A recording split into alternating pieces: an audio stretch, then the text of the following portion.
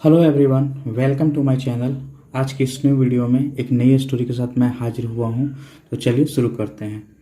The Prince and the hermit. Prince मतलब हुआ राजकुमार और हर्मिट मतलब सन्यासी।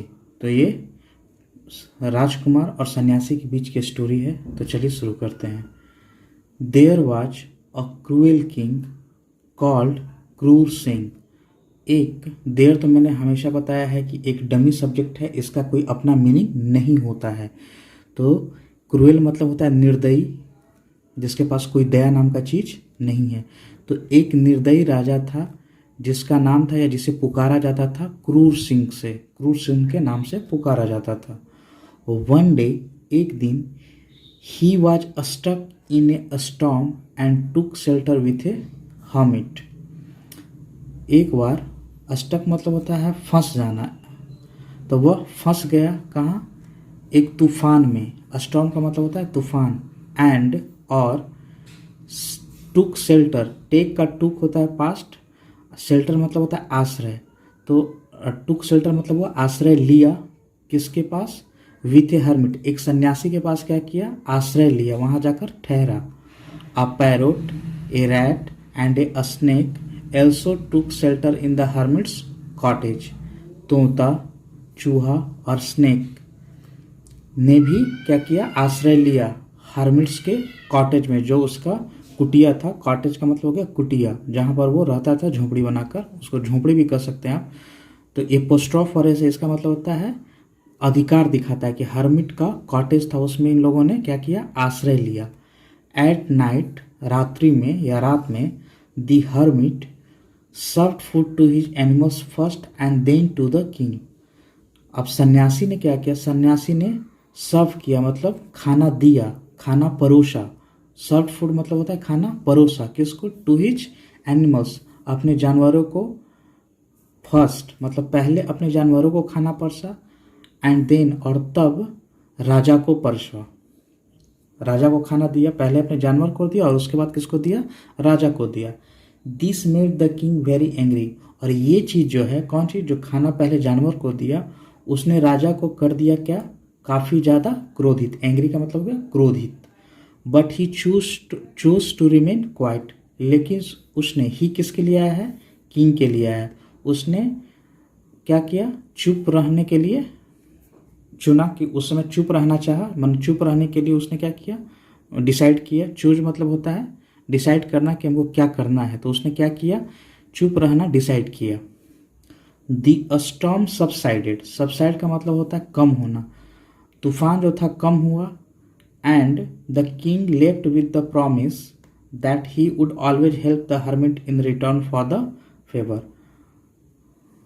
और राजा उस जगह को छोड़ा जहां पर रुका हुआ था, कुटिया में, विद द प्रॉमिस, एक प्रॉमिस के साथ। अब प्रॉमिस क्या था? प्रॉमिस जो था वो बता रहा है दैट कि he would always help the hermit, वो हमेशा मदद करेगा सन्यासी की। किसके एवज में? In return for the favour. इस जो फेवर किया था, माने जो उस पर, जो उसके ऊपर जो एक तरह का फेवर दिया था, मतलब एक उसको जो बेनिफिट दिया था रुकने का, उसके एवज में क्या करेगा? हेल्प करेगा। वन डे, एक दिन, the hermit went to the king to ask for help. सन्यासी जो था गया राजा के पास, किस चीज के लिए? मदद मांगने के लिए गया। द क्रूएल किंग, जो निर्दयी राजा था, ऑर्डर्ड हिज सर्वेंट्स, आदेश दिया अपने नौकरों को क्या करने के लिए? To kill him. हिम किसके लिए आया है? हिम आया है यहाँ पर हर्मिट के लिए, मारने के लिए। किसको? हर्मिट को, उसे मारने के लिए। उसे मतलब किसे? हर्मिट को, सन्यासी को मारने के लिए। The hermit told the soldiers all that had happened. Hermit ने, सन्यासी ने सैनिकों को सारी चीज बताती जो हुआ था। कहाँ पर? जब कॉटेज में, जब उसका कॉटेज में रुका था, तो जो सारी घटना हुई थी। ऑल दैट का मतलब यही हुआ यहाँ पर कि जो सारी चीजें हुई थी उसके बारे में सोल्जर्स को बता दिया। एंड द सोल्जर्स वर सो इनरेज्ड। और अब सोल्जर्स तो थे काफी क्रोधित हो गए। इनरेज मतलब होता है क्रोधित होना। दैट कि दे किल द किंग, उन्होंने क्या किया, राजा को ही मार दिया। And declare the hermit their new ruler, और डिक्लेयर मतलब कर दिया, डिक्लेयर्ड घोषित कर दिया, किसको, सन्यासी को, देयर किसका मतलब किसके लिए है, सोल्जर्स के लिए है, अपना नया शासक, यानी अपना नया राजा किसको घोषित कर दिया, सन्यासी को घोषित कर दिया। The new king brought over the snake, the rat and the parrot to the palace and they all lived together happily. अब जो नया राजा बना, जो हर्मिट था, क्या क्या ब्राउट ओवर किया, मतलब लाया वहाँ से किसको, स्नेक सांप को, चूहा को, और जो तोता था सबको कहाँ पर लाया, टू द पैलेस महल में लाया। एंड और they all live together happily, और वो सभी साथ साथ क्या लगने लगे, खुशी पूर्वक सभी साथ रहने लगे उस समय से।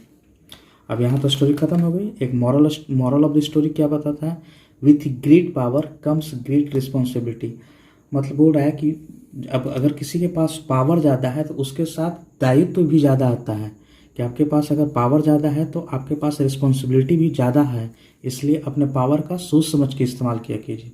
तो यही आज की स्टोरी थी। अगर आपको अच्छी लगी तो लाइक शेयर और सब्सक्राइब जरूर कीजिए। Thank you so much.